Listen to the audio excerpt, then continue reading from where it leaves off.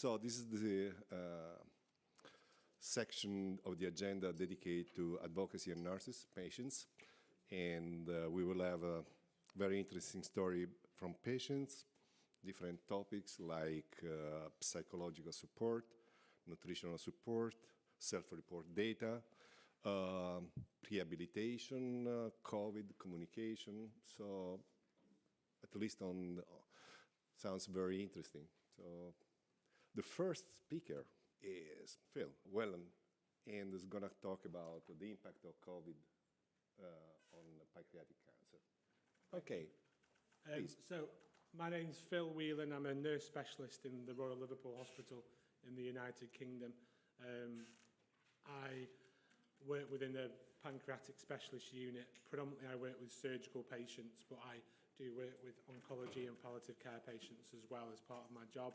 So Ursula asked if I could just do a brief talk on our experiences in Liverpool in respect of treatment for patients with pancreas cancer may be affected by the COVID-19 pandemic. So thank you, Ursula, for asking me to have a chat. I can talk and talk and talk, so if I go above my 20 minutes, just make sure you grab me by the neck. I will be very strict. Thank you. So a brief aims of the presentation, just a little bit of a description of the unit in Liverpool, discuss some data pre-COVID-19, so 2019 data, look at how we changed practice as a unit and also some personal experiences. Look at the effect of COVID-19 on the way the unit ran and our activity, just comparing some data and then looking at what's happening at the moment in the unit and in the healthcare system in general. So Liverpool is a great city. I've worked there for nearly 22 years. It's in the UK, we have, as in many countries in Europe, we have specialist centres who specialise in pancreatic cancer. Liverpool's one of, I think, 23 units in the UK. Geographically, we cover about 19 hospitals. We cover into North Wales and the Isle of Man. And we have a centralised service where surgery gets done at our hospital. Oncology decisions get made at the hospital, but they may have patients may have treatment more local to them. So we cover a big geographic area, quite a well-represented unit in terms of our clinical trial portfolio. We've got some very good surgical outcomes, got some very good and very aggressive, but also very nice surgeons who are actually quite patient-centred, which is a bit not really a word you would put with surgeons, so it's quite a privilege to work with surgeons who are like that. We've got very good links with local universities, and our aim of the unit is just to treat pancreatic cancer quickly, but making sure it's the right treatment for the right patient. So 2019, did quite a lot of operations for pancreatitis as well, so the unit's also a specialist centre for severe and acute pancreatitis. I won't touch base with that today, but it's a big workload that goes into that. From a surgical perspective, we used to have 5 to 6 3-session lists per week. That meant we could operate on patients in a timely manner with good outcomes. Our 30-day mortality was around 1%. Our 90-day mortality was around 2.7%, and that's much better than in line with the national averages in the UK. 2019 data suggested that when we saw a patient in clinic and we discussed their surgery, we operated around 11 days later, median figures, and a CT to surgery was about 3 weeks. Actually, it may look sometimes a bit long, but in the National Health Service, that's actually very pleasing, and we've tried to work with some of the pancreas cancer charities in the UK to try and promote trying to get surgery undertaken quickly. And I think within 3 weeks of a diagnostic scan is quite good achievement. Length of stay is about 11 days. That probably could be better. Liverpool is quite a poor city, really, so we have lots of socio-economic problems as well. So we have many patients who are ready to be discharged sooner than this, but they may need social care packages arranging. So that's something we are doing some work on separately to trying to look at, can we improve that in the future. So we're great believers in adjuvant chemotherapy, so we're very proud that 95% of our patients who have resectional surgery for pancreas cancer bile duct cancer and pulmonary or duodenal cancers go on to have adjuvant chemotherapy. Again, in the UK, centre by centre, there's a lot of variance. We're very proud of our figures, and really the 5% who don't either have unfortunately not recovered very well from surgery, or they have turned chemotherapy down, patient choice, or may have developed post-operative complications, so didn't get well enough for that window of adjuvant chemotherapy. So 2019, we're doing very well, and obviously the end of 2019 comes and everyone starts looking at the news and this new information about this virus is coming through. And in 2020, life became very difficult and very different. So this is a city centre picture of a very, very busy street in Liverpool, probably footfall of a weekend of thousands upon thousands of people going shopping and visiting the football matches. Obviously deserted, and it was a very strange time for us all, I guess, in European cities to walk around cities, go to work. I think my journey to work on a normal day would take 25 minutes in the car, and I'll drop my little lad off at nursery and then get up to hospital. During the pandemic, it often took me 10 minutes just to get there because everything was just so quiet on the roads. We got free parking, which was nice. We got free food, which was nice as a big lad. The country kind of supported the National Health Service at the start of the pandemic. That's very different now, which I'll come on to.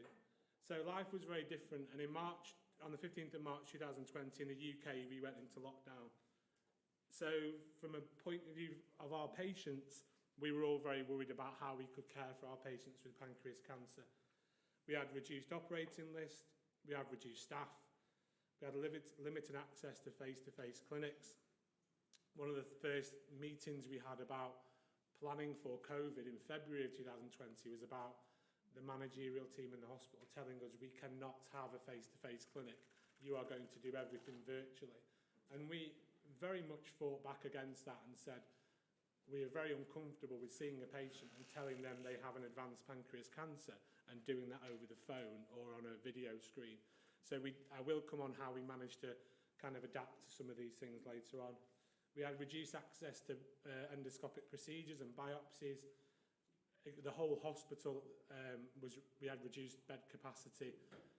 There was a huge level of anxiety among staff and patients. We probably all will look back on 2020 and probably look at that. I mean, I remember going into work, and at the time my wife, who's a surgeon, she was on maternity leave, and I'd come back from work, and outside my house it sounds strange now, but we had a bucket where she showered me down because we didn't know what was the effect of bringing COVID back to my 3-4-month-old child.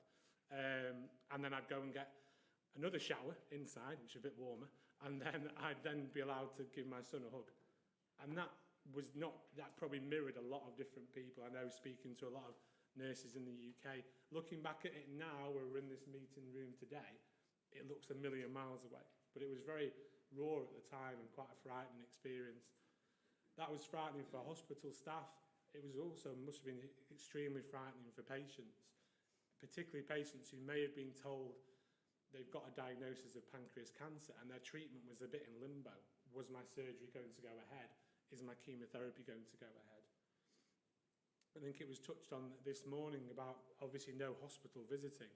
So in the UK now, in the institution I work at, we have visiting reinstated for an hour a day, and you have to book in for that visiting, and it's so nice to have that back.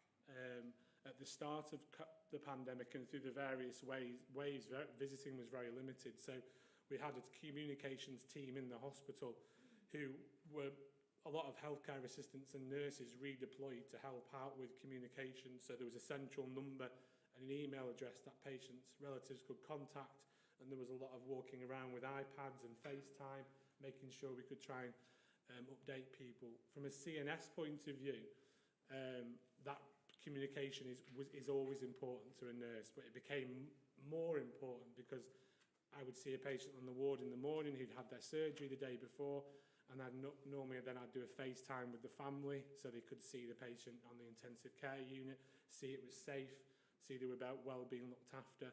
and then every day during their hospital admission, we'd do things similar each day. So what we tried to do in Liverpool quite early on, we developed, as many hospitals would have done, we had different pathways. So we developed what's called a clear pathway, where we had patients who you had two separate wards in the hospital, probably about 50 bed spaces for patients listed for resectional surgery. So there was a mix of gastric cancer patients, colorectal cancer patients, and pancreatic cancer patients. The nursing staff who manned those units were swabbed 3 times a week. At that point in time, it was what we call a lateral flow, and then we quickly moved to a LAMP test, which was like a sputum test. So we were encouraged to swab ourselves so we weren't bringing COVID into the hospital. And reassuringly, we never developed COVID in that group of patients. So we protected our patients very, very much the best we could. Our MDTs adapted, so whereas usually we had a Wednesday meeting where we may have a room like this where 30 people would be in, we had a room like this where maybe 3 people were in, sat at very spaced out places, and everyone else was online, which has worked to an advantage moving forward, and I think that's where technology has helped. We had better triage of cases, so some of the pre-malignancies, we suggested that we might rescan you in 3 months' time rather than do a resection, because we wanted to utilise the valuable surgical slot for a patient who had pancreas cancer, but obviously had to still support those patients who may have been told they had a pre-malignancy with the worry of, could my malignancy change and could my tumour change in that period of time.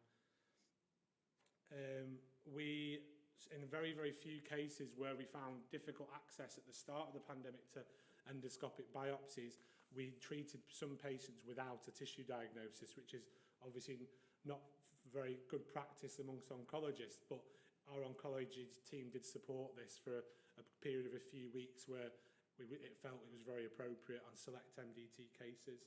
And we triage patients for neoadjuvant therapy, particularly if they were borderline resectable cancer patients who maybe normally would have had surgery straight up. We gave them usually FOLFIRINOX or gemcitabine-based chemotherapy to try and then restage them at a later point. We had dual consultant operating, so we had, unfortunately, limitations for surgical training was limited, but if we had limited lists for limited time, we wanted to get that patient into hospital quickly, out of hospital quickly, out of theatre quickly. So we had 2 consultants operating at the same time. The surgical outcomes were very good. We had obviously PCR testing, we encouraged shielding.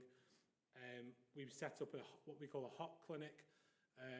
We kind of borrowed an orthopaedic hospital on a different side of the city in Liverpool, which was not being utilised at that time for surgery, and we borrowed some clinics there so we could still see patients face to face in what we call a clean environment, which we found really helpful. We used our prehab and dietitian support. A lot of that was online. I will talk about that a bit later on in a later talk today. We have what's called our buddy group, which is a group of patients who've undergone surgery for pancreatic cancers, who work within the team and provide peer support for patients going ahead with surgery.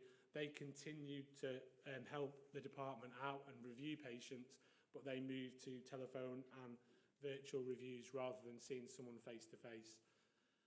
And we ensured that every clinic, every patient who had a diagnosis of pancreas cancer had the support of a specialist nursing team.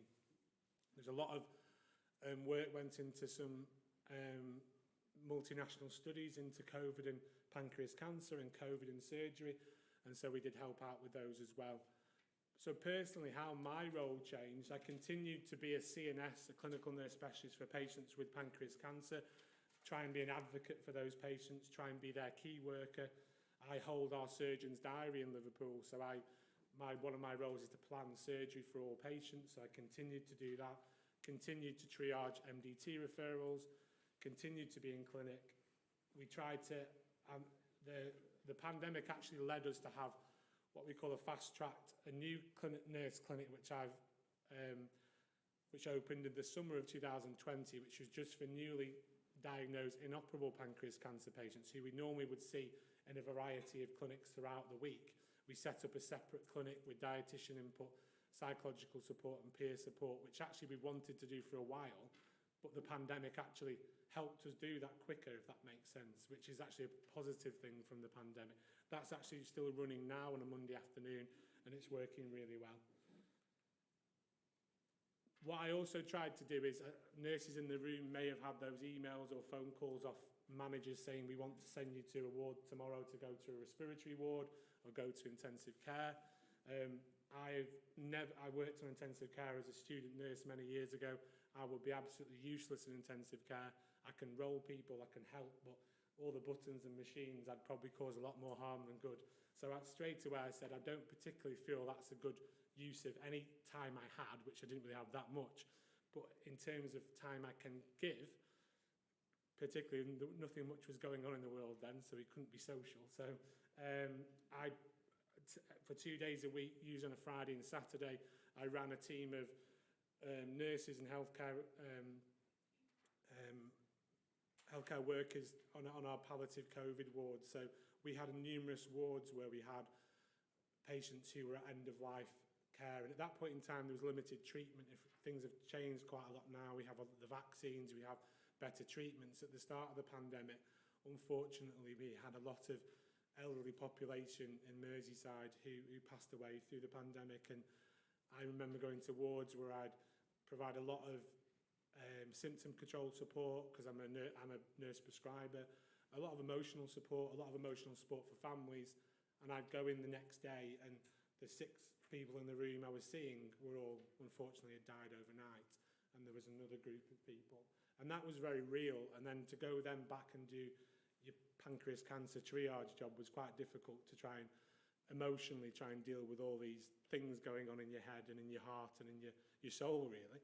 So, but I found that really, personally, I found it really beneficial, because it was something I felt I was doing something during the pandemic. So I did that for 3 months while continuing to provide support to the pancreas cancer patients. And also there's a lot of stressed out doctors and nurses, particularly a lot of accident and emergency nurses and intensive care nurses. So we ran some kind of holistic sessions where we'd have a room in the hospital where a rota of experienced nursing staff with maybe experience of end-of-life care would support patients, would support staff members who were feeling quite upset by their predicament they were faced. So that was quite a privilege to be part of as well. So there was a heck of a lot of, this is just some snapshots off my phone, there was a lot of worry about patients. Are we diagnosing less cancer patients? Are we not treating cancer patients? And I think all the goodwill at the start of the pandemic soon changed over the last 2 years into, in the UK now, we've got everyone's quite angry about everything, about the government, which is probably right to be angry about not lack of treatment, about speeding up treatment, and the NHS isn't particularly held in high esteem by the public anymore. 2 years ago we were clapped on a Thursday night. I don't think anyone likes us anymore. But what we've tried to do throughout the pandemic and moving forward in Liverpool is try and capture good data, because we acknowledge data is important. So 2020, everything was down. So it took longer to operate on people. It took length of stay was quite similar. We saw a slight reduction in adjuvant chemotherapy patients, but actually our outcomes were still quite good. And when we compare where we are now in 2021 to where we were in 2019, we're kind of back the same. So we're now operating on probably just as many as patients. We've fought back against the hospital management to get all our lists back. So our triage of patients, our pathways are really, really slick. So if we get someone who picks up COVID waiting for surgery, we fit someone into their list very quickly. But that is becoming more of a problem. So to summary, in 2 minutes, 2020 was tough for everyone. We operated on less patients, and patients waited longer, and slightly less patients had adjuvant therapy. But our length of stay, mortality and morbidity was not affected. We fought back in 2021, so we're now comparable data with 2019. But what's next? So we're seeing a lot of patients at our tumour board meetings, our MDTs, probably a lot more now than compared to previous, who are presenting with an inoperable metastatic cancer. We're doing some work into that, but I don't know if you're seeing that in your units. Are you seeing more inoperable patients now? Maybe has the pandemic stopped people having access to scans quicker, or maybe put off going to see general practitioners? I think we're doing some work and we want to try and produce that and say some facts really, but anecdotally we seem to be seeing that a lot more. As of next week, our clear pathway is being disbanded, and our PCR swabs for patients are being disbanded, and patients are just going to do a lateral flow test 3 days before surgery. We're a little bit anxious about how this will go and how this will affect us and our pathways. Obviously, what we're seeing at the moment, touched on this morning, was there's a lot of patients who either have COVID-19, maybe the Omicron variant, they're asymptomatic quite well, but they've got a positive test, and at the moment we can't operate on them. So we're changing our data, and our pathways are changing on when is the optimal time to operate on someone. We've got a lot of staff off sick. It's a common thing at the moment just to come into work and a surgeon rings up and says, my daughter's got a cough, she's positive, I can't do the list today. Who's free to do that list? So there's a lot of chopping and changing, and that can cause quite a lot of anxiety. And the morale's quite low. I remember at the start of the pandemic, it was quite, right, we're all in this together. We're all working together. It doesn't feel like that anymore. It feels like we are not in this together, and everyone's quite stressed, quite emotionally challenged a lot of the time, particularly a lot of nurses who have been maybe moved around. They can't get back into their old roles. And yeah, so that's about it. So thank you very much, and stay safe. There's some very important patients who come to our patient support group, so we're still running those, but we're doing a bit online, and they're the main people. That's why we do our job. So, Great. Any questions? No, nice one. It was very clear. I'm impressed with the number that you gave about the adjuvant rate. 95% is. Yeah. I mean, in the average is 50% on the literature. So and that mirrors the literature in the UK is about 50 to 60%. It's something we've always been very. When we see a patient about surgery, the first thing we say is surgery, but we talk about chemo as well because they go hand in hand. And why you didn't mention neoadjuvant? We do mention neoadjuvant, but there's only purposes of 20 minutes on a slide. So because I mean, since when you do neoadjuvant, sometimes you don't do the adjuvant. So, yeah, so we are we are a unit who has a lot of patients who've had neoadjuvant treatment, but for the purposes of this, I've just tried to focus on. Okay, so thank you very much indeed. No problems. Okay. And we will go to the next speaker. Chen, Dr. Chen. And the title is Treatment Option for Pancreatic Cancer, Challenge and Future Perspective. One thing, back in 2019, there was the same room, I think, for nurses and advocacy. It was not that full. I mean, so it's very good to see that there is a lot of attention from the community, because it's very, very important.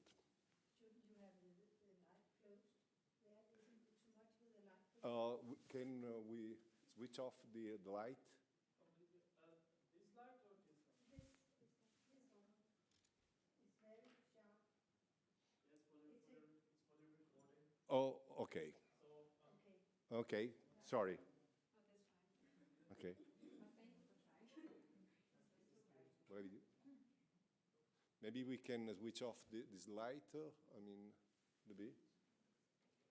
Okay, great. Much better. So, Irina Chen. Yeah. Please. Yeah, good afternoon, everybody, and thank you for your invitation, and it's a big privilege for me to be here, actually. I would like to give you a short status on treatment of pancreatic cancer and share some experience from Denmark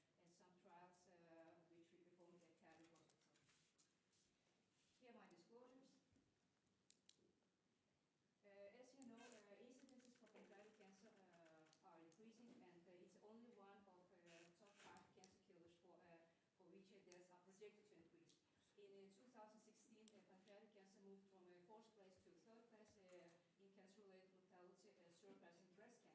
And actually, by 2040, it is expected to be the second leading cause of mortality. Unlike majority other cancers, 5-year survival for pancreatic cancer has not improved significantly from early 70 to 2010. And with implementation of new drugs and compounds, it's expected that outcomes improvement will be better for other cancers, but not pancreatic cancer in the near future. Majority of pancreatic cancer have advanced disease, so majority of pancreatic cancer. Sorry, yeah. Majority of pancreatic cancer patients are diagnosed with advanced disease with either metastatic disease or regional metastasis, leaving only small fraction of patients with resectable disease. And accordingly, survival is decreased in patients with advanced disease compared to patients with resectable disease. In Denmark, we have around 1,100 patients every year diagnosed with pancreatic cancer, and in our Danish pancreatic cancer database from 2011 to 2016, we have identified more than 4,000 patients, and of these patients, 17% were eligible for surgery and had median survival of 21 months. And 42% received palliative chemotherapy, and median survival was 6.9 months. And a large group of patients received only best supportive care, and in these patients we have observed median survival of only 1.6 months. So this data just emphasizes that this is very, very tough and difficult to treat. And I think the main challenge in this cancer, it's aggressiveness, and we don't have so much time to intervene from diagnosis because patients die just very, very quickly, unfortunately. Yeah. Looking at the frontline therapies for advanced pancreatic cancer, we have gemcitabine, which has resulted in superiority over 5FU in terms of survival and also clinical benefit. In addition of alotinib to gemcitabine resulted in further improvement, but based on only a modest clinical benefit, alotinib is not approved in Denmark because of survival benefit of only 0.3 months. And multi-agents chemotherapy combinations with FOLFIRINOX and gemcitabine plus nab-paclitaxel have improved survival from 2 to 6 months, and putting these chemotherapy combinations as valid options in first-line chemotherapies for patients with advanced disease. However, no trials have been performed comparing FOLFIRINOX with gemcitabine and nab-paclitaxel plus nab-paclitaxel versus FOLFIRINOX. But based on real-world data and interior comparison, we don't have any evidence of benefit of one regimen over other.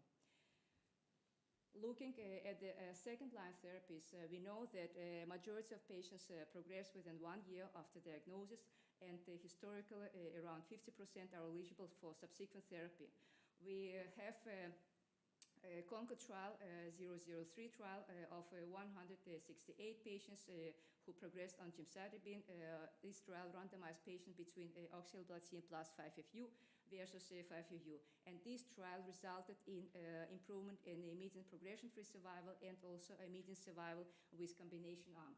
However, a Pancreas trial with 108 patients who progressed on gemcitabine therapy in first line and randomized patients between 5FU versus FOLFOX therapy has not resulted in any improvement in median progression-free survival, and even detrimental survival was observed in a combination arm.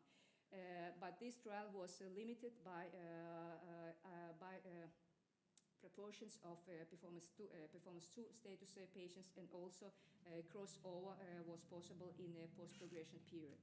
With a NAPOLI-1 trial of 417 patients who progressed on gemcitabine-based therapy, and this trial randomized patients between 5FU plus minus liposomal irinotecan, we know that combination arm resulted in better progression-free survival and overall survival. So we have very, very limited options in second-line therapies, and we know that an average response rate of 10% can be achieved by the current second-line therapies. So investigation of novel drugs and compounds is crucial in these patients. Here you can see major classes have been investigated in clinical trials. Novel targeted therapy for actionable mutations, including DNA repair pathways, KRAS and NTRK fusions, is very, very active topic. And also immunotherapy, the most investigated topic, we see immune checkpoint inhibitors and beyonds. And also therapies targeting stroma, cancer metabolism, and also tumor microenvironment is very, very interesting in the pancreatic cancer. We know that the majority of pancreatic cancer patients harbor KRAS mutations, and this mutation has been very challenging to target. We know that up to 10% of pancreatic cancer patients have wild KRAS tumors, and this group is very important to identify because this group can be enriched with targetable mutations. The first topic is germline mutation, and we know that from 5 to 10% of patients with pancreatic cancer harbor germline deleterious mutation, and the most common one is BRCA2 mutation. BRCA1 and BRCA2 genes produce proteins that help to repair damaged DNA. And if we have BRCA1 or BRCA2 mutations, damaged DNA can be repaired with PARP proteins. So PARP inhibitors can impair repair of single-strand DNA breaks, generating double-strand DNA breaks, leading to cell death. Yeah. So with POLO trial of patients with metastatic disease who received at least 16 weeks of platinum-based chemotherapy without progression, patients were randomized between olaparib versus placebo, and the primary endpoint was progression-free survival. And in this trial, we know that better progression-free survival was observed with olaparib, and this improvement was sustained over time. Median survival was the same, but by 2 years, it seemed that a separation of curves favoring olaparib arm was observed. So with this trial, we have a proof of concept that targeting of BRCA pathway in genomically selected population can be beneficial and can improve outcome in this subgroup of patients. Microsatellite high cancer have defect inability to repair mistakes which occurred in the cell when DNA is copied. And we know that microsatellite instability or mismatch repair deficiency is found in around 1 to 2% of pancreatic cancer patients. And this group can benefit from immune check inhibitors, and also actually pembrolizumab is approved by FDA in this subgroup. We know from early study of pembrolizumab in patients with solid tumors harboring microsatellite instability. We know that 8 patients were included with pancreatic cancer, and of these 8 patients, 3 patients achieved a partial response, and 2 patients achieved a complete response, resulting in overall response rate of 62%. An early update of KEYNOTE trial with pembrolizumab of 22 pancreatic cancer patients with microsatellite unstable tumor, we have seen a response rate of 18%, including 1 complete response and 3 partial responses. And the duration of response was 13 months. KRAS oncogene mutation, KRAS gene is found in around 90% of pancreatic cancer patients, as I mentioned before. And we know that the targeting of KRAS is very challenging. But last data on targeting of KRAS G12C patients, which is not common in pancreatic cancer patients, it's only 1% of patients, but data are very promising. So inhibitors targeting the KRAS G12C lock KRAS G12C protein in its inactive state. And data on ADVOCACY with 10 patients who were available for efficacy evaluation. Almost all patients had disease control, including 5 patients with response. And another KRAS G12C inhibitor, sotorasib, was evaluated in 38 patients. And in these patients, response rate of 21% was achieved, and disease control rate of 84% was seen in this study. NTRK fusions occur when NTRK gene fuses or binds with different gene, and NTRK fused gene produced abnormal proteins which rewire normal cells to cancer cells. And these abnormal proteins, like as stack accelerator, that drive cancer growth and ignoring both the usual signals. In study of larotrectinib in many patients, 159 patients, 2 patients had pancreatic cancer, and one of them achieved a partial response. And another NTRK inhibitor, entrectinib, was evaluated in 54 patients, and 3 patients with pancreatic cancer were enrolled in this study. 2 of them achieved a partial response. So with data, we emphasize that testing for NTRK fusions is very important to identify this subgroup of patients to broaden therapeutic options for pancreatic cancer. We know that pancreatic cancer cells exist in a network known as tumor microenvironment, and tumor microenvironment consisting of immune cells, metabolites, cytokines, and very, very extensive desmoplastic stroma.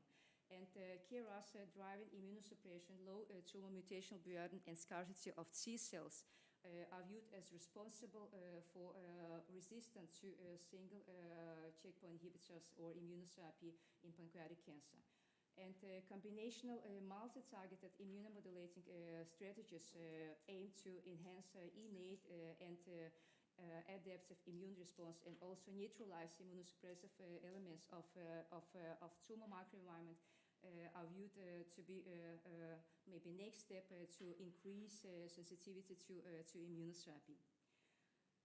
There are several hypotheses how we can shift tumor microenvironment from cold to hot, and how we can increase sensitivity to immunotherapy. And one of the hypotheses to use radiation to boost immune response and to sensitize to immunotherapy. This hypothesis we have used in our investigator-initiated trial, CheckPac, which is a randomized phase 2 study of nivolumab with or without ipilimumab combined with radiation for refractory metastatic pancreatic cancer.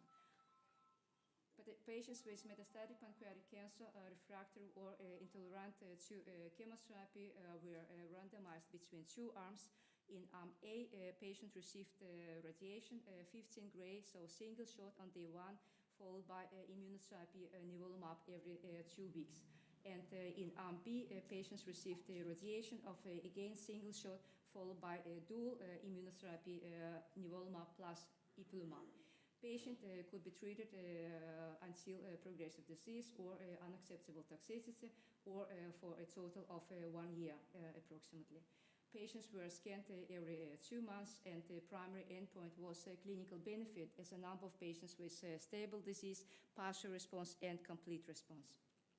And here you can see a consort diagram in this study. We have screened 163 patients and randomized 88 patients in total. So many of the patients deteriorate within screening and cannot be included, unfortunately. In arm A, we have 44 patients and 41 patients received allocated treatment. All of patients discontinued treatment, majority because of progressive disease.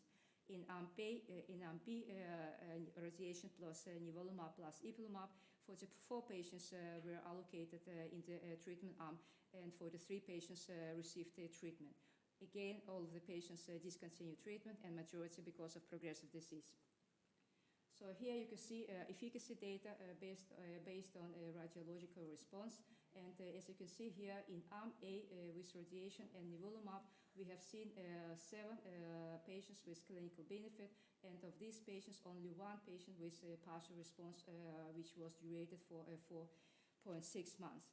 And in arm B, with radiation plus nivolumab plus ipilimumab, we have seen 14 patients with clinical benefit, and of these patients, we have seen 6 patients with partial response, and 5 of which were confirmed by following scannings. And the duration of response was 5.4 months. So the threshold for efficacy was met in radiation plus nivolumab plus ipilimumab with 37% and of patients achieving clinical benefit. So I think the next question in our study is how we can identify these patients who can benefit from this strategy.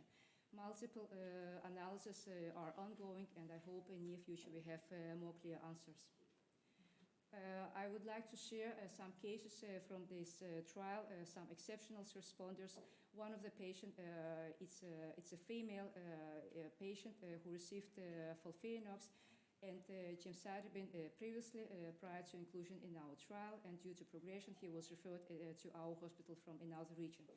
He had multiple liver metastases, and in the top images you can see radiated site, and in the lower images you can see unradiated site. And as you can see here, a patient was included in the March 17 in the combination arm. So he received in the top corner, he received radiation on one of the biggest liver metastases, followed by immunotherapy. And already 2 months after, we can see a fine regression of tumors in both radiated site and also non-radiated site. And also a fine drop down of CA19-9 2 months after was observed. And this patient had to discontinue treatment 5 months after inclusion because of adverse events. But despite of discontinuation, we can still see a regression of tumors. And now it's almost 5 years after inclusion. He's on the control program and doing very, very well. We have another case in our study. It's a male patient from another hospital known with multiple liver metastases and extensive peritoneal carcinomatosis. He was previously treated with FOLFIRINOX in 1 year, and due to progression was referred to our hospital. By the inclusion, he was hospitalized emergently because of malign obstruction and icterus.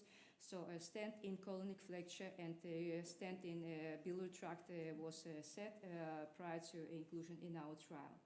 You can see in the top slides, one of the liver metastases was radiated and a very extensive peritoneal carcinosis in the lower slides.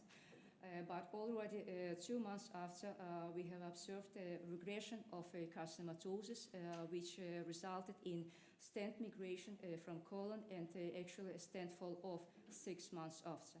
Patient continued treatment with immunotherapy in 1 year, and then he was followed by a control program. We have performed multiple blood analysis to analyze which patient can benefit from this strategy.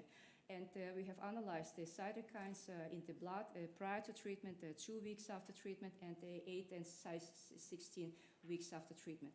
No difference in cytokine levels between patients with or without clinical benefit at baseline was found, but low serum concentration of interleukin-6, interleukin-8, and CRP after treatment 2 weeks and 8 weeks after were significantly associated with clinical benefit. And also an increase of more than 40% in serum interleukin-6, 8, and CRP levels within 8 weeks after treatment initiation was associated with poor survival. So this data were used to initiate the next study at our hospital. It's a phase 2 study in pre-treated patients with advanced pancreatic cancer to assess safety and efficacy in patients who were refractory to standard chemotherapies. Patients received, again, a single shot of radiation and dual immunotherapy plus tocilizumab, which is interleukin-6 receptor inhibitor, based on our previous trial CheckPart. We have screened 33 patients in total, and 26 patients were included, and all of patients received treatment, and all of patients discontinued treatment, majority because of progressive disease.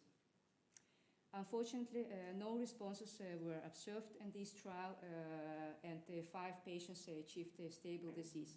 And despite of reasonable rationale for this study and other ongoing study in melanoma patients, for example, we have not seen activation of tumor-infiltrating lymphocytes or a phenotyping ex vivo induced by immunotherapy.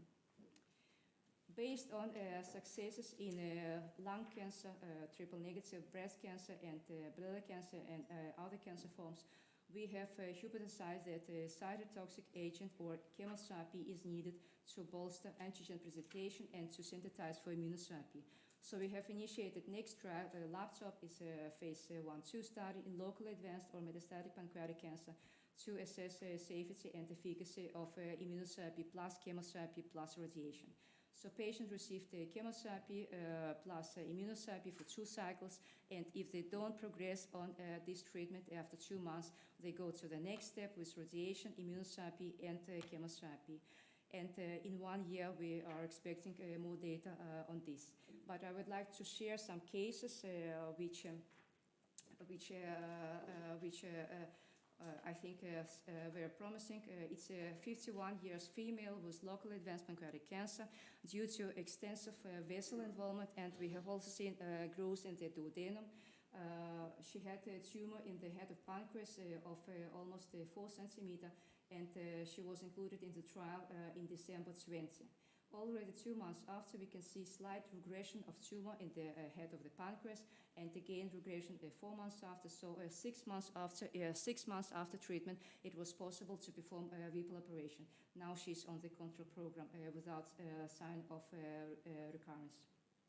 We have another woman, 57 years old female with local advanced pancreatic cancer due to involvement of superior mesenteric artery more than 150 degree.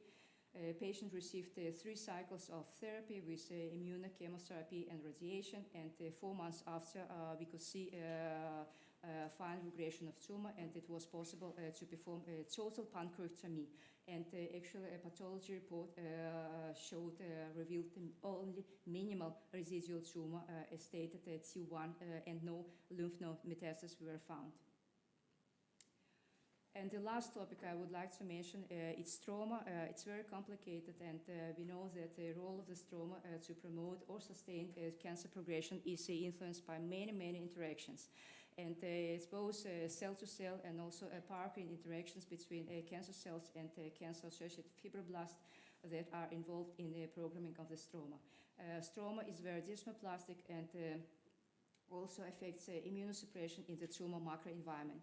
And multiple trials trying to deconstruct stroma have been performed, but unfortunately most of these trials have failed so far. As you can see here, also trials targeting microenvironment, including with different investigational drugs, have not benefited pancreatic cancer patients in first and second line. I would like to mention last trial, which is now ongoing in phase 3 trial, based on promising results of early phase 2 trial. It's targeting of connective tissue growth factor. We know that pancreatic ductal adenocarcinoma is rich with desmoplastic stroma, extracellular matrix, and associated cancer-associated fibroblasts. And also connective tissue growth factor expression leads to many processes that leads to tumor growth and proliferation. So this trial evaluated patients with locally advanced disease cancer, and patients were randomized between 2 arms. One arm with standard chemotherapy, gemcitabine plus nab-paclitaxel, and another arm with chemotherapy plus pamrevlumab, which is a connective tissue growth factor inhibitor. In arm A, experimental approach, 24 patients were included, and 18 patients, almost 75%, were completed in treatment. And 71% were eligible for surgical exploration, and 8 of these patients achieved resection. In standard chemotherapy arm, 13 patients were included, and 54 patients completed 6 cycles of treatment, and 15 patients were eligible for surgical exploration, and only 1 achieved resection. So I think data on this trial are very, very promising, and we are also looking forward to phase trial data, which I hope will be also positive. So conclusion, pancreatic cancer is one of the leading causes of death, and new paradigm-changing therapies beyond multi-agent chemotherapy are still missing. Immunotherapy failed in its traditional single-agent approach, but combination may hold promise. Pathway inhibitors and agents targeting microenvironment are under investigation. So that's fine. Perfect. Yeah. Any question? When you see a patient in your clinic, do you link them in with your palliative care team? Yeah. Or do you have like a joint?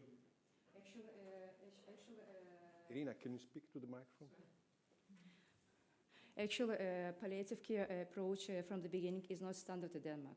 But I have not shown, but we have trial, which is a Danish national trial, where we randomize patients between early palliative care with first-line chemotherapy versus as we used to make with chemotherapy.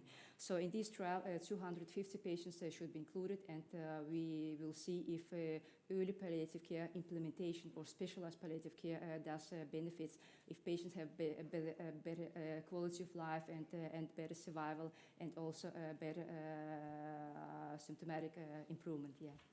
But it's not standard in Denmark because of resources, yeah. Okay. I think it should be. It should be standard, yeah. But at our hospital, we are trying to work very closely with our palliative care specialists. So we have a multidisciplinary conference, as I mentioned for you, yeah, one time a week with different specialists, including nurses from our department, oncology department, nurses from a palliative care department, nurses from surgery department, and also doctors, of course, yeah. And we discuss complicated patients in terms of different symptoms. It can be pain, can be vomiting, nausea, and like this, yeah. And of course, if we have some patients where we should speed off our reference, yeah. So we can also have possibility to discuss this patient, and we have like a shorter way to put the care specialist. Any other question? Yeah. I was just going to ask, is it standard genomic profiling? Is it a standard approach in Denmark? It's not a standard yet, but we are on the way to implement. It will be standard, yeah, from the first line, yeah.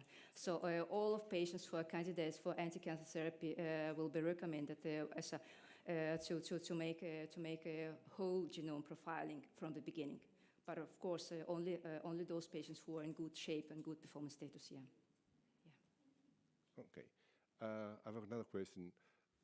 Which criteria do you use for using FOLFIRINOX versus gemcitabine and Abraxane? I mean, do you have any criteria for selecting the patient? Actually, at our center, we have decided that we use gemcitabine plus nab-paclitaxel because we have no data of benefit of one regimen for another, because all of our trials based on gemcitabine and nab-paclitaxel. So just to be pragmatic, you know, when we have patients with disseminated or advanced disease and you should start chemotherapy first time, you have a lot of information, you should talk about chemotherapy and all the other stuff, yeah. So just to be pragmatic, because we include a lot of patients in our trials. And with first meeting, we should inform about 3 trials: biomarkers, palliative care, immunotherapy. That's why all our immunotherapy trials are based on gemcitabine plus nab-paclitaxel. But of course, we can switch, and if patients ask for FOLFIRINOX, we can give FOLFIRINOX, yeah. Okay. Great. Thank you very much indeed. So the next presentation will be performed by Daniela Cafaro from the Borgo Roma Verona Hospital. So, Daniela, the floor is for you. Thank you, Piero.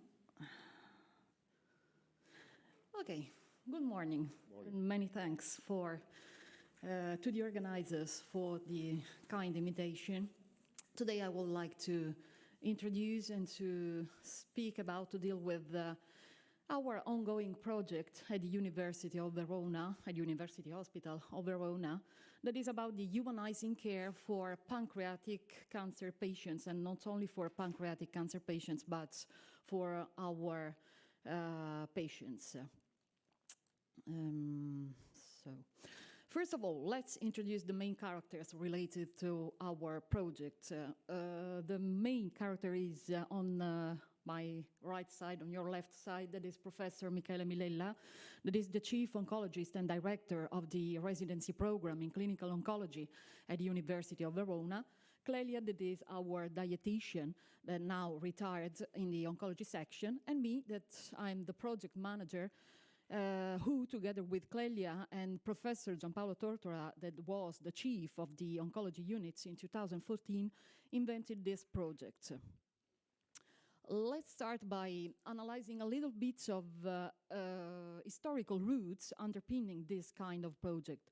The main roots should be found in the legislative path that starts in the October 1996 with one of the Ministry of Health's decree referred in particular to the personalization and humanization of cares in the hospital setting. Our path, but continues in 2006 and 2008 with the Italian Public Healthcare Plan, where humanization was inserted as a target, as a big target, to be joined in the following years. Later on, in 2014 and 16, focusing on the Health Pact, the Italian Health Pact, we can see how some articles, and in particular Article number 4, was entirely devoted to humanization in the healthcare field. And since then, all the Italian regions started to move towards that direction. But it's only in 2014, it has been a very long pregnancy, I say, that in the oncology department of the Verona's hospital, led at that time by Giampaolo Tortora, that Progetto Convivio was born and approved by our general direction of the university and by the direction of the hospital of Verona. But what we invented? As healthcare providers, we observed that outpatients in corridors waiting for their therapies, waiting for their visits, we thought how to make that long times less awful and less oppressive for our cancer patients. So we built up the Convivio project, whose name originated from Dante's One, that is a kind of vernacular encyclopedia of the knowledge of Dante's time that touches many areas such as learning, philosophy, politics, linguistics, and so on. As Dante's One, our project aimed to create some moments that, apart from distracting patients by the gloomy hospital context, was able to give them some useful information, knowledge about a wide variety of settings. In fact, the Convivio project is structured in seven main areas that are, as you can see on the slide here, hobby, reading, music, health, art, cooking, and cosmetology. But let's have a deeper look inside each of these areas, articulated in a wide issues, topics, in a wide varieties of activities. First of all, the reading area deals with reading aloud, book groups, a variety of books that patients are interested in. For example, we see now that patients' rights are very, very common for patients. Patients would like to know their rights about laws, decrees, and everything that is useful for regaining a normal life once the disease is found out. We distribute also leaflets, brochures, other informative materials on Italian associations against cancer, such as ARIC, IOM, FAVO, etc. Among the other activities, we invited also the last local storytellers who talked about, for example, the Verona-Venice history meets.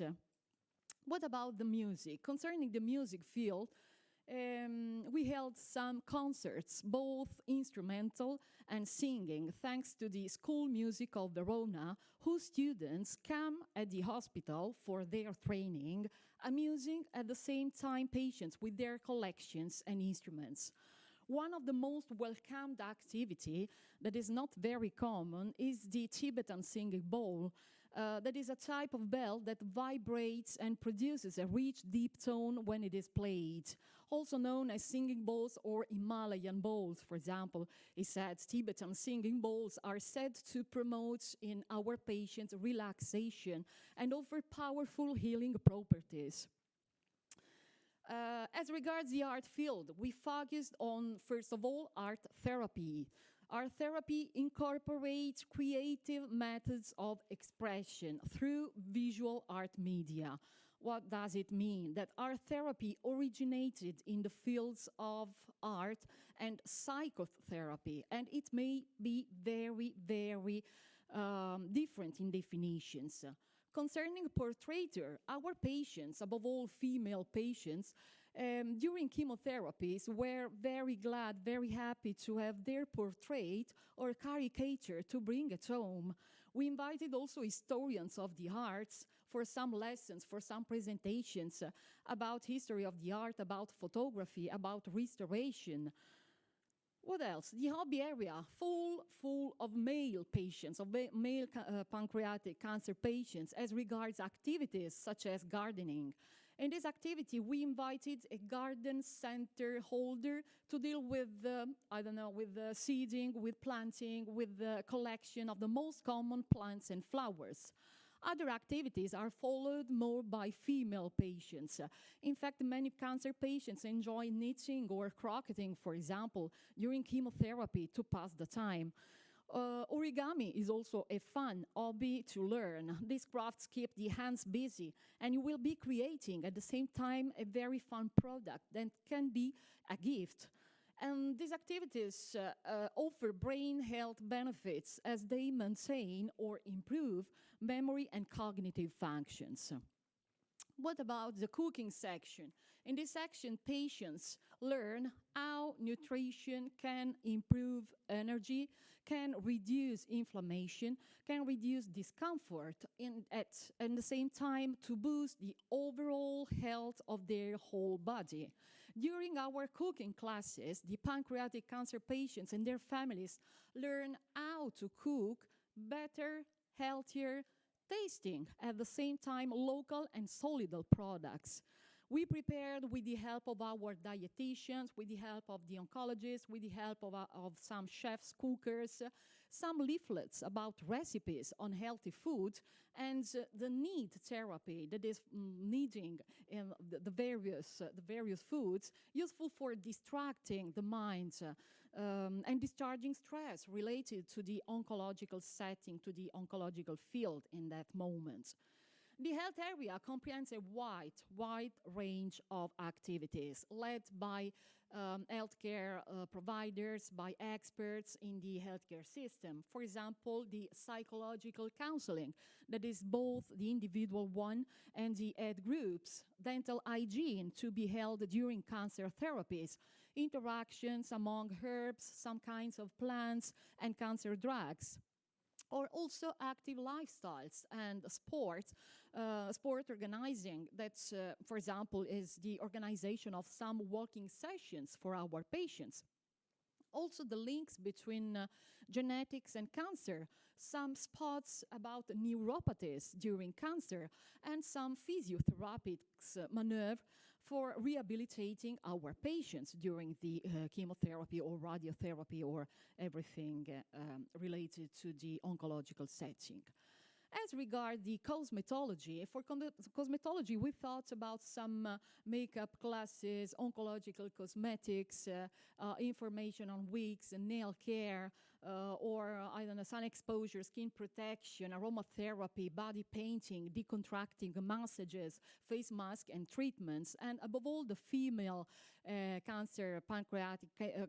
pancreatic cancer patients were very glad, very happy to have this kind of treatments, to receive this kind of treatments in the hospital setting without moving out. But also theater, qigong, tai chi, clown therapy, thanks to the healthcare nurses, and recycling labs, and laughing yoga. Laughing yoga is a popular movement, and it comprehends breathing exercises that aims to cultivate joy, bring out your inner child, and help you let go of daily life stressors. And for dance therapy, we held some classes for our patients who would like to have dance in their life. During this 8-year-long period, we tried to, as Rita Levi-Montalcini said, add life to years and years to life. That is a very important concept, because how reaching this goal? Through a wide range of other activities that are thought with and above all for cancer patients, such as, in order to make our world our day hospital less anonymous, less impersonal, as the majority of the hospital settings are, we adorned the corridors and some corners, for example, with the sentence of the day. This could be a joke, a philosophical sentence, a poetical sentence. We built up the book crossing that is very known nowadays. The book crossing corner where patients bring volumes, newspapers, books, comic strips, and they could bring new ones.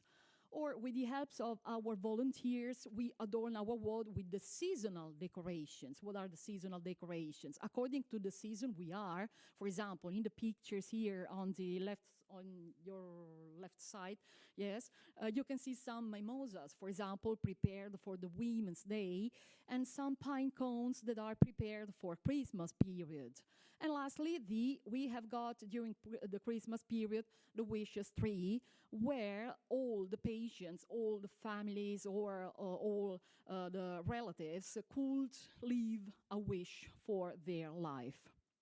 But let's give now some numbers. 6,560 persons joined Convivio project since the beginning in 2014. For a total of 660 meetings with our convivianti. We said convivianti, we called convivianti our volunteers who offered freely their time and their competencies for our patients. As regards the social networking, our Facebook page, that is a community of people who interact with us, giving us suggestions, leaving their feedbacks in the same time, has obtained 1,680 likes, joining a community of 1,733 persons now. This community expresses the opinions on site, for example, on site in the hospital through satisfaction questionnaires that we collect, and online through their comments or through messages in private. But what are we having in the pipeline? Yes, what are we having in the pipeline coming soon? For concluding my presentation, I would like to point out that we are preparing a day. Piero, you are invited also. A day when we can introduce the oncology department, our Convivio project, and the only sustaining all our activities to the for the population. This day, it's a kind of let's come out from the hospital walls and meet people in a more comfortable context. People could know in that occasion our staff, our oncologists, our nurses, our project managers, our volunteers, and interact with them in a less formal, in a less scientific way. There will be also multidisciplinary groups on that day, or the ongoing clinical trials, for example, and spaced out by some musical moments with the students coming from the music school of Verona, and with a choir that was invited from Rome, who will cheer our participants. At the end of the day, in this day, the Catering Institute with its students will prepare some healthy cocktails, some healthy snacks to be offered for satisfying the appetite of our participants. Okay, thank you for your attention. Any question? Sure.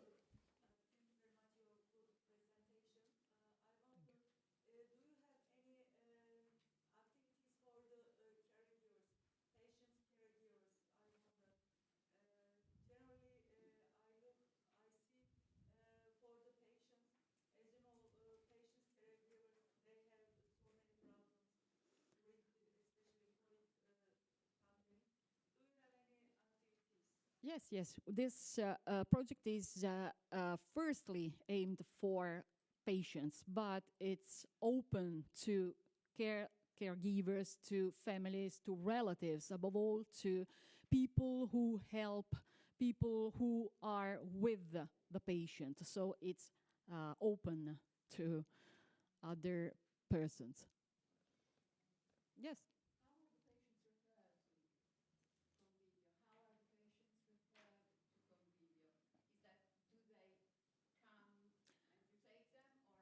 we have a room that is dedicated, devoted to convivio. So when you are waiting for your visit, for example, you can come in the convivio room and you can, I don't know, listen to some pieces or read a newspaper, or you can eat something. Okay. Thank you very much indeed. We will move to the next speaker, Alicia Bourini, that will talk about a very interesting project. It's called social cooking. Just one small comment before the Alicia presentation. I truly believe that in the patient community, there is a lot of what's called collective intelligence. So there is a lot of, I'd say, innovation that comes from the community of patient. And this is an example. What you're going to see has been designed by patient. It's not by a specialist or whatever. So that's to tell that we as community, we have to push for a major involvement of the patient community in the design of every activity. So it's something that personally my organization is very keen about. So, Alicia. Good afternoon, everyone. Thanks to Pancreas Academy for the invitation and the opportunity to present this project. And sorry for my English, be patient to me. In these 10 minutes, I speaking about social cooking, in particular, the nutrition social dimension for pancreatic cancer patients. What is social cooking?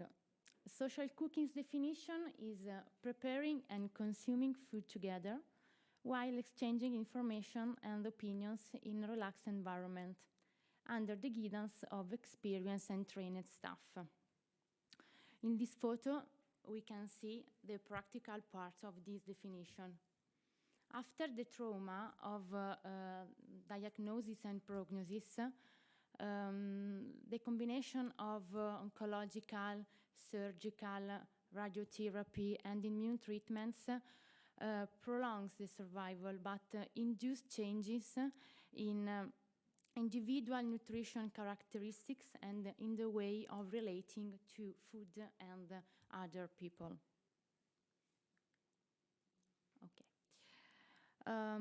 Regarding the impact of the disease itself and the treatments needed during the path of care, there can be several effects and consequences. For example, toxicity from chemotherapy.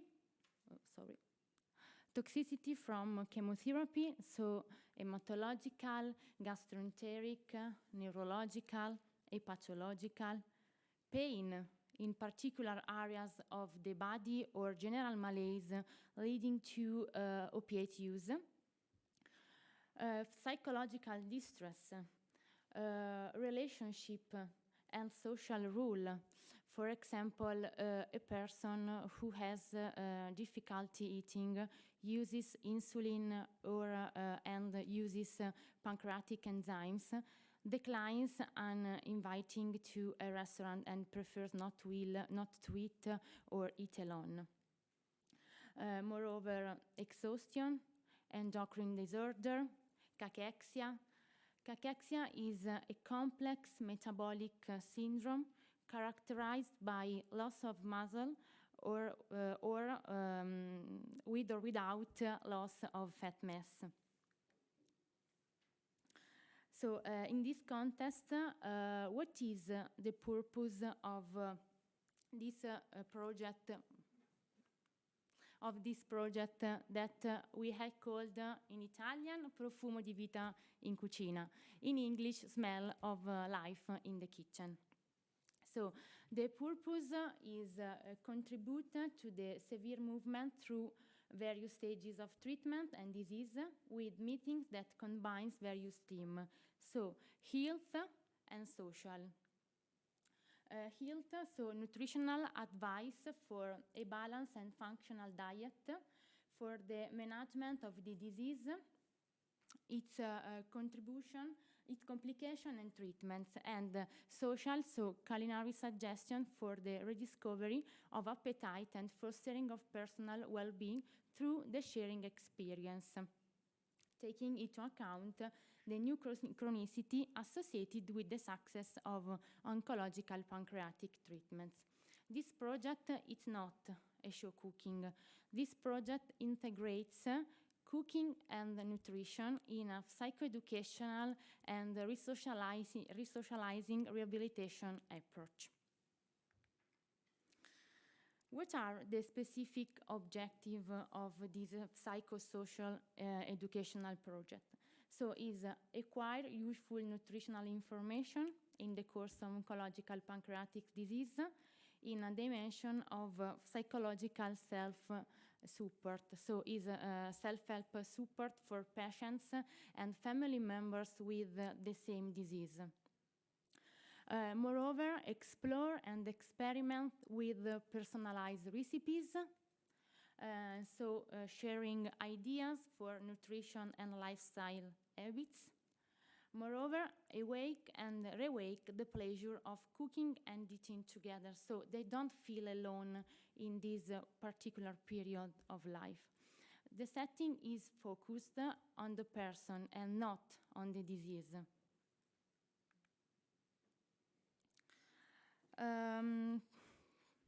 The meetings can be held in a suitable location. In our case, we had available a cooking school, Cooking Love, its name, a structure in a town in a province of Milan, Cernusco sul Naviglio. And to participate in the meetings, you don't need a lot of things, if not the kitchen apron, pen, notebook, menu previously studied by the staff and with recipes inside, and the most important thing, so desire to get involved and to be social. But who participates to the Cooking Love meeting? In our case, 2 conductors, so Benedetta and me. Benedetta is a trained counselor with a lot of experience with oncological and disabled patients. And me, I'm a nutritionist biologist with an experience with oncological patients. In our case, even one co-conductor, Nicoletta, here with us today to support me for English, with English. Nicoletta is a diabetes specialist, and she's also a clinical researcher. And for 4 or 5 patients, also people who undergone pancreatic resection operations, each with 1 family member or friends. It is recommended that it is the same person to follow the patients during the meetings, but if this is not possible, the family members or friends can be changed. We have also invited even observers, for instance, oncologists, gastroenterologists, surgeons, diabetes specialists, nutritionists, biologists, and dietitians with a strong interest in oncological nutrition, nurses, to participating in this meeting. They have the opportunity to train and to disseminate the project in other countries, in our case, in the province of Monza and Milan.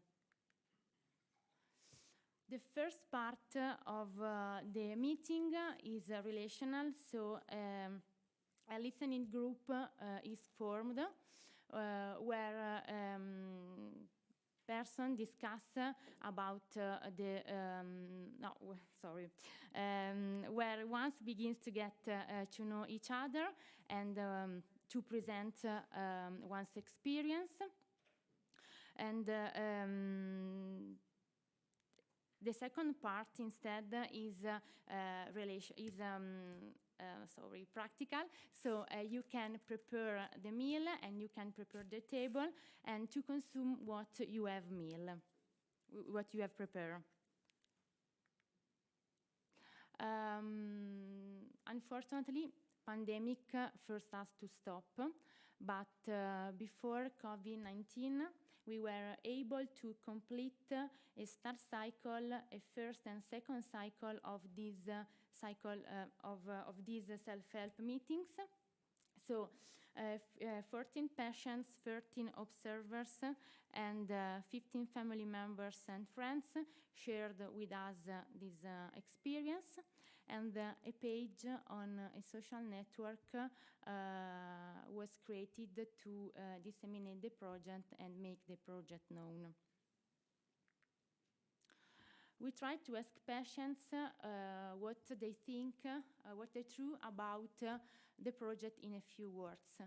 And for example, they said serenity squared, they said the normalization, they said support, pity it's the last meeting, let's mark dates on the next meeting on the calendar.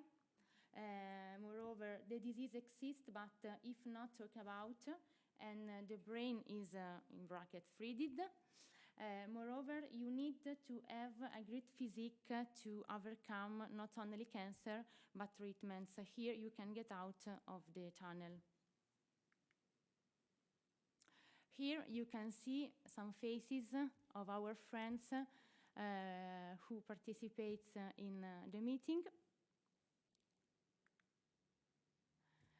And a heartfelt thanks to the patients, to their family members, to their friends, to Nicoletta, to Benedetta, to the to observers, and to patients associations Codice Viola and my Iveris that support us to develop this project, to Cooking Love Structure, which allow us to have a place to meet, and thanks a lot to Stefano.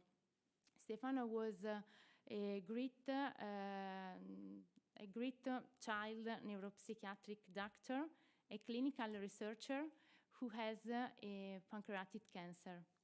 During the treatments, he studied and he projected all I have just presented. So without his heart and his mind, I would not be here. And thank you for your attention and for your patience for my English.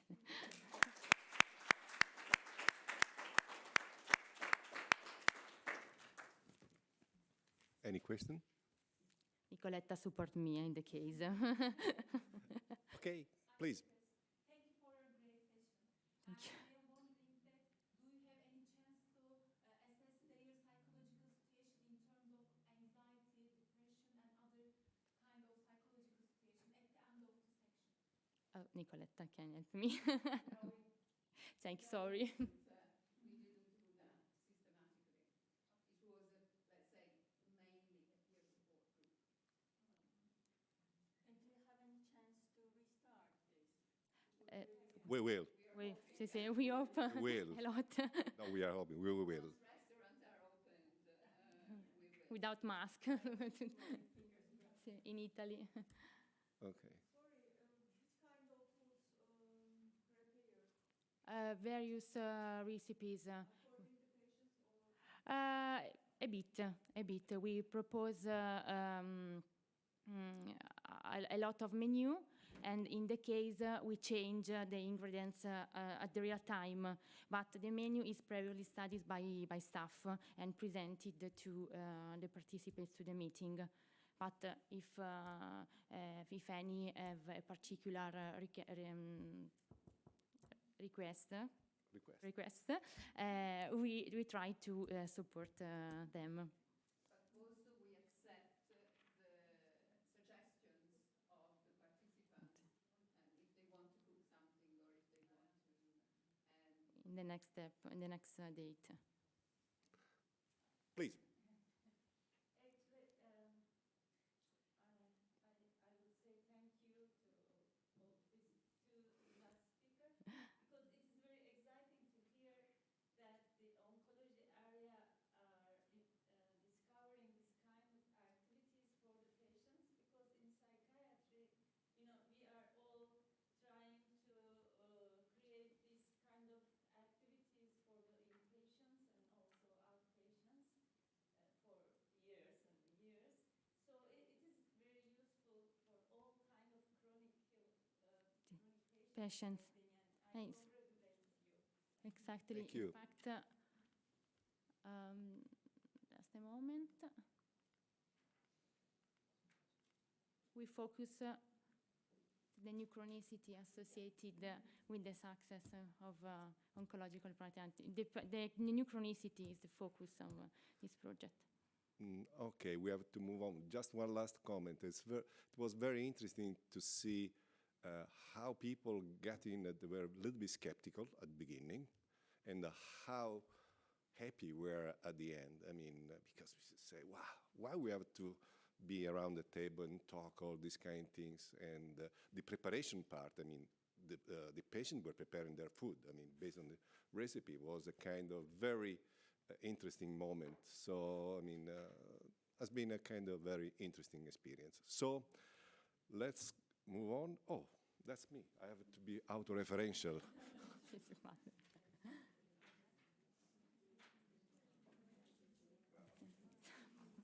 Fate difficoltà con l'inglese, specialmente in Italia. This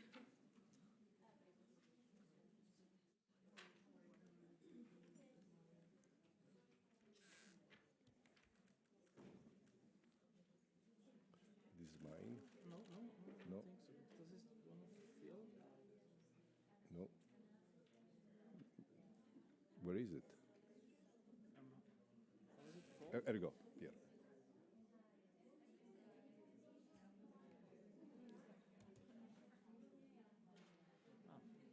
Okay.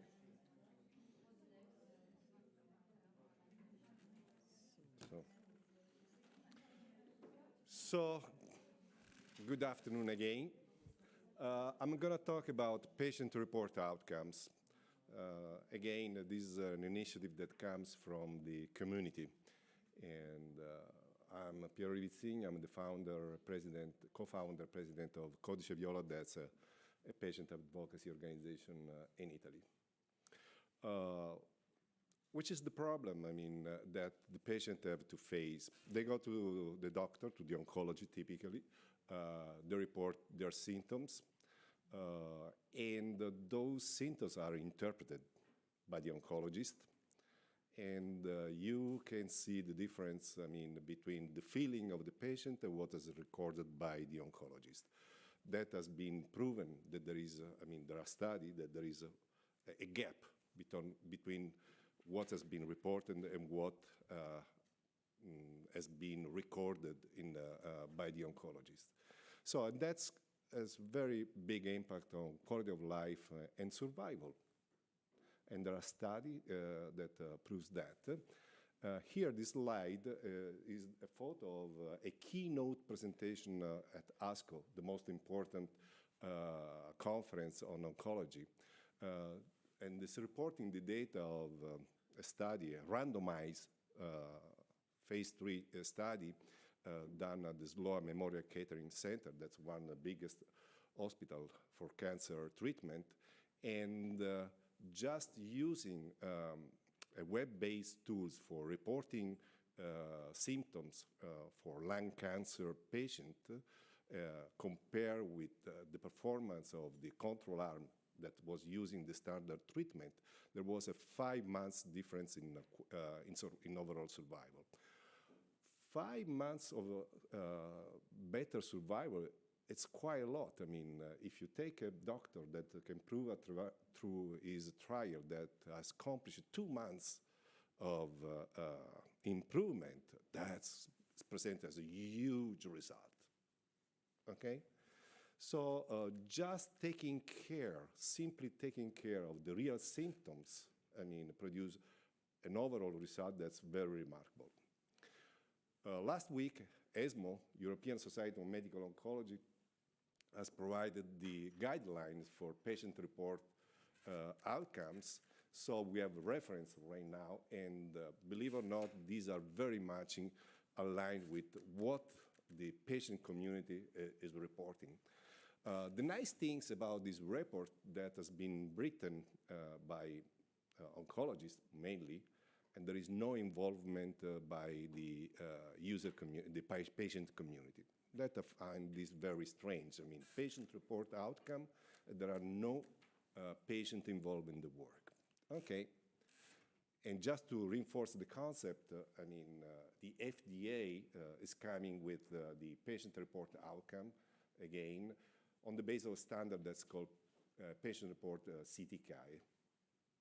So ESMO, FDA, randomized trials that prove the performance. So I think that's something that should be very important for the patient community. We developed an application starting from a real case. The problem which was, typically,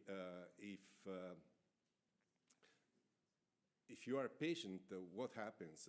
In the morning you take the test blood, the result comes, the oncologist looks at the result of the test blood, decide if you can do or if you can't do the chemo, or modulates the amount of drugs that is gonna give to the patient. And after that, he makes the visit, say, how do you feel? I mean, how was the last week or the last 2 weeks? Trying to know which are the symptoms from one infusion to the following one. And the problem is that the patient in that situation, it's in a very complicated situation. He knows that if the oncologist says, no, you can't do the chemo, it's a bad sign. On the other side, we have a natural memory bias. We remember much better what's close to the present, and we tend to forget a little bit what is in the past. So even what the patient report to the oncologist is a bias. Okay. So the idea is to have a real-time recording by the patient using mobile apps, I mean, tools that everybody has, and to collect all the data about symptoms, nutrition, drugs that is taking, all these kind of things through a mobile app. And that becomes the medium for the relationship between the oncologist and the patient in a very objective way. So just to give you an idea, that's what the application Pandy looks like. You have on the left the menu, and you can see that there is all the nutritional data organized by breakfast, lunch, dinner, snack. You have all the symptoms. On the symptoms, we use the ProCTCAE standard. That's becoming the reference for reporting, self-reporting symptoms by the patient. And that's very important because if it's a standard, it can be measured. So that goes back to the issue of collecting the right data at the right moment. And you can see that here on the right, you have pranzo means in Italian lunch, and you have the calories and the grams of the amount of food that you had. And on the top, you can see passi, that means steps. So the application can control the activity, the physical activity. And that is very, very important. Okay, so that's the nutritional part. The symptoms. Okay, as I was telling before, it's based on the ProCTCAE standard. But one thing that's very nice is that you can add photos to the symptoms. So you can see on the right that there is the photo of the back of a person. There is one point. It's the place where there is a pain. And that's very important because if you say to your doctor, I have a back pain, where did you have? I mean, that's very important because in this case, it's in the lower back. So from the pancreatic point of view, it's relevant because usually if you have a pain induced by the tumor, it's in the upper right. So, and you can have a lot of stuff, I mean, different photo for different situations that tells you much more than anything else. So that's one thing. You can track events like taking examination, MRI, and you can add the result. I mean, you can see the result taken as a photo. It's important, yes. Suppose that you have a problem, you have to rush to an hospital in the ER. I mean, having in your pocket, I mean, all the information, all the tests, or whatever you have done, it's very, very important. Not important, it's very important because a doctor in the emergency department can have immediately a look to what is your situation. Because if you are in a bad shape, it's very difficult to explain what is your diagnosis, what are your problems, and so on. How do you communicate with there is a section about drugs, there is a section about all the blood tests, all the things, and just skip it. I want to just show you that the communication between the patient and the doctor comes through a report in the middle, you can see. And you can see there are two photos. One is the one that you were seeing, and the other one on the top is a swollen ankle. I mean, so how much was swollen the ankle? I mean, you can see it.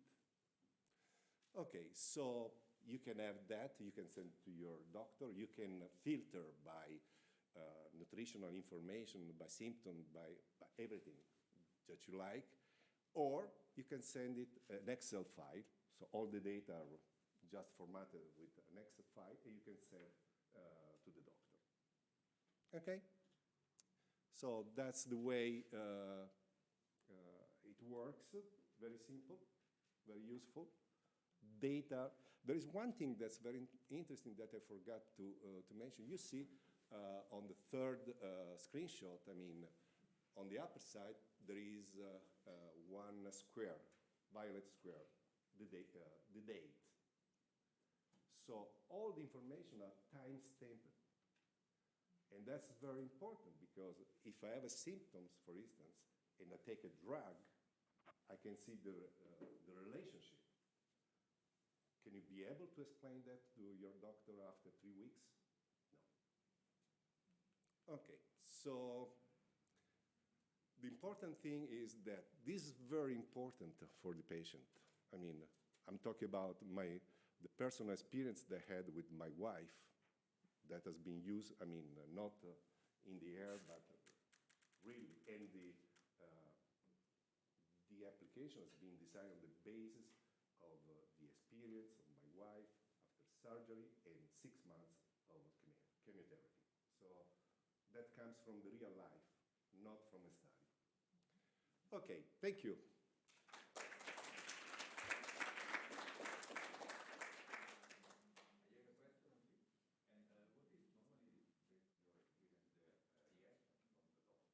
Sorry? The reaction from the Tough question. Tough question. Yeah. The application has been presented to all the top medical centers that treats pancreatic cancer in Italy. I will tell you the reaction. In one center, the audience was mainly surgeons. They told me that's for oncologists. Okay, that's not true. I mean, you can have symptoms after the surgery as well. I mean, we know that, I mean, for at least 2-3 months after surgery, and you, Fabio, knows that. much better than anybody else. In another center, an oncologist said, "Oh, but if I have to use this, I have to change my workflow."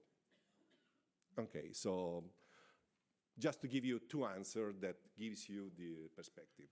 Obviously, I mean, what's happening right now with COVID, the people, the medical community is starting to accept the idea that digital technology can support the relationship with the patients.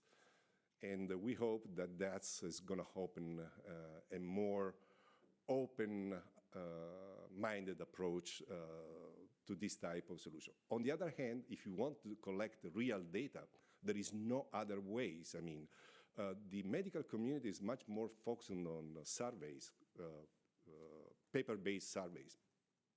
In any other business, that will be not acceptable, because you report to a nurse, she writes, the doctor interprets what the nurse has written, and it's a prone error approach. Please. I come from the Danish Pancreatic organization, and we have talked to patients about we need to have registration about the side effects when we are living longer and longer. Yeah. Because the common side effects towards all more or less, and the doctors, when we come to the practical doctor, they don't know how to treat us, while they haven't got a registration over the side effects. Yeah. And then we have talked about making this registration. Is it only to the doctors, or is it also for the patients to see what other patients you have made it? Could other patients No. look over all the side? No, I mean, the application since has been funded by ourselves. I mean, the application is just on the smartphone of the patient. There is no connection with, let's say, a server, a central repository that collects the data of all the patient, because that implies privacy problem, cryptography, all these kind of things that you have to write. You need a lawyer for the service level agreement, all these kind of things that goes very much beyond what we can provide. But if that will be next step, if we will be able to find the funding for doing such a step, that will be very useful, because you have all the data of all the patients that you can compare. I have a question. How many users do you have? Is it popular in Italy, you said? No. Meaning popular, it's a big word. I mean, I can tell you that over time, how many downloads we had. I can tell you the number of, I'd say, requests for information we got. But saying that's popular, I would say no. Because in Lithuania, I'm from Lithuanian Cancer Coalition, we also have an app, but for all cancer patients, Oh. And our coalition is quite big. We have 30,000 patients Yeah. cancer, but we can't get them using the app, Me- because we have the same principle. They have to upload their, Yeah. photos, their Oh. how they are feeling, always to use that. And now we have 2,000. That's not bad. But, in order to get the people to use the application, you have to show them that it's useful. And useful means that if you go to your oncologist and say, I don't care, about what you are showing me, they have no incentive. So the issue is educating the oncologist. I have one more question about the application. Does the application, or will the application have like artificial intelligence, which want the patients to go to hospitals, maybe 50 screens one more time, and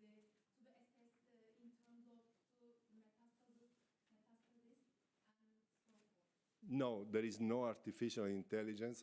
The only way we foresee the use of artificial intelligence is for interpreting the symptoms and sending alert. So, but in order to do that, we need more data.